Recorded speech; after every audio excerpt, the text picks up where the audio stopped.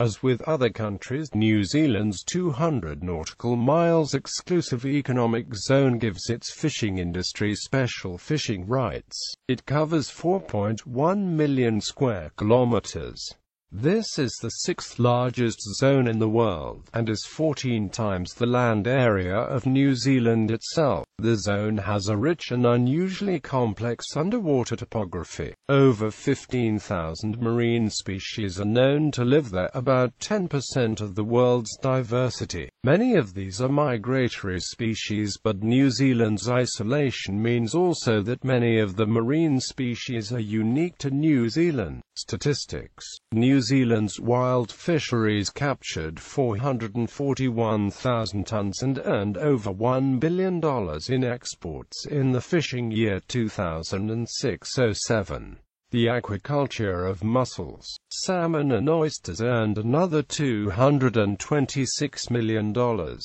This made seafood the country's fifth largest export earner. There are about 2 tons of fish in the New Zealand fisheries for every New Zealander. Just under 10% of this stock is harvested each year. In the fishing year 2006-07, there were 1,316 commercial fishing vessels and 229 processors and licensed fish receivers, employing 7,155 people. About 1.2 million of 31% of New Zealanders engage, at least occasionally, in recreational fishing, with an annual recreational take of about 25,000 tons.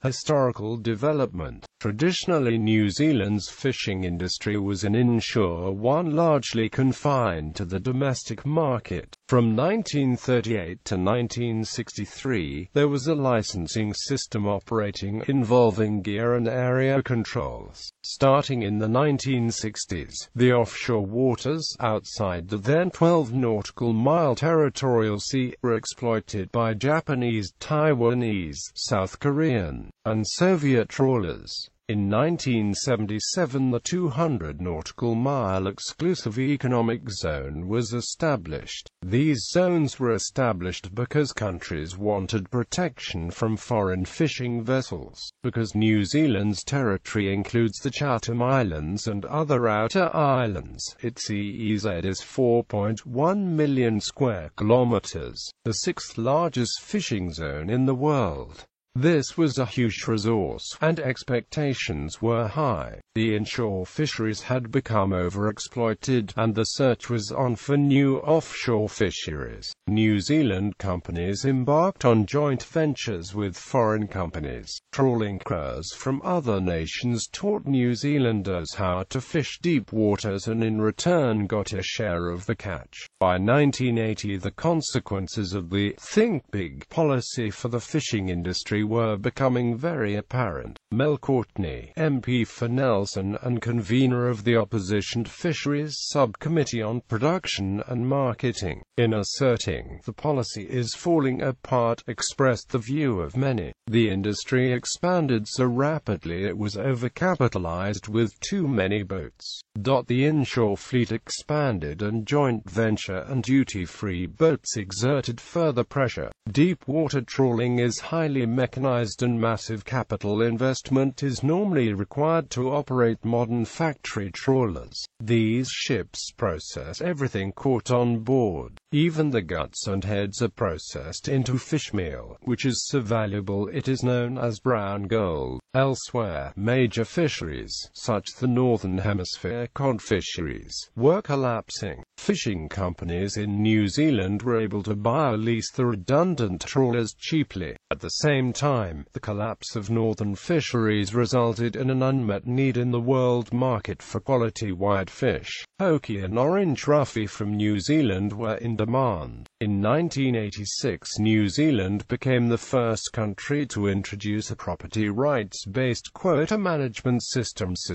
There are currently 129 species which are targeted commercially. There are about 60 species groups with a QMS allowance for customary Maori fishes, with a similar number for recreational fishers. The fisheries are managed through the Fisheries Act 1996, which sets out the rules and regulations, and the QMS was administered by the Ministry of Fisheries until April 2012, when it was amalgamated into the Ministry for Primary Industries.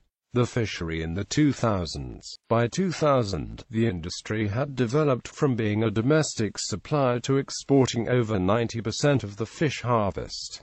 Fishing grounds. Coastal estuaries. New Zealand's 15,000 km coastline. Coastal fisheries have access to a large continental shelf, and further afield are large continental rises. Together these relatively shallow fishing grounds occupy about 30% of the area of the EEZ. Yet further out in the deep ocean lie undersea mountain ranges and volcanoes, and deep oceanic trenches. The 10,000 meters deep Kermadec Trench is the second deepest trench on Earth.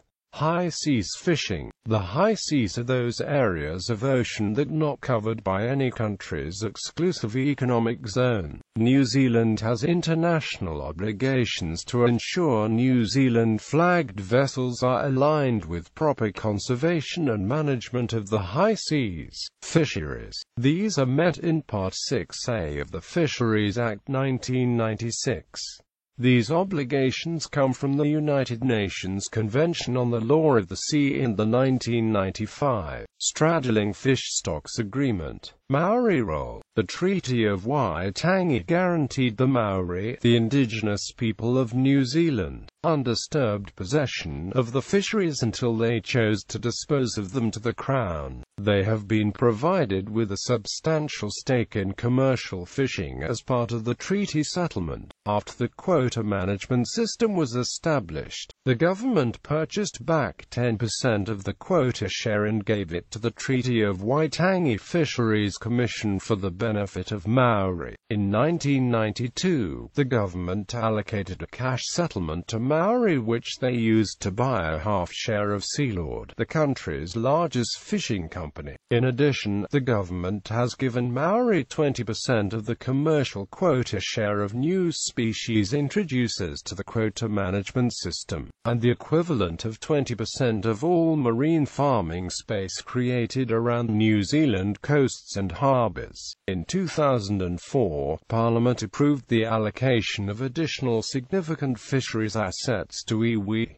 Te Ohukai Moana is implementing this allocation. Maori have now built the commercial stake to the point where they control or influence more than 30% of the commercial fisheries. Timeline.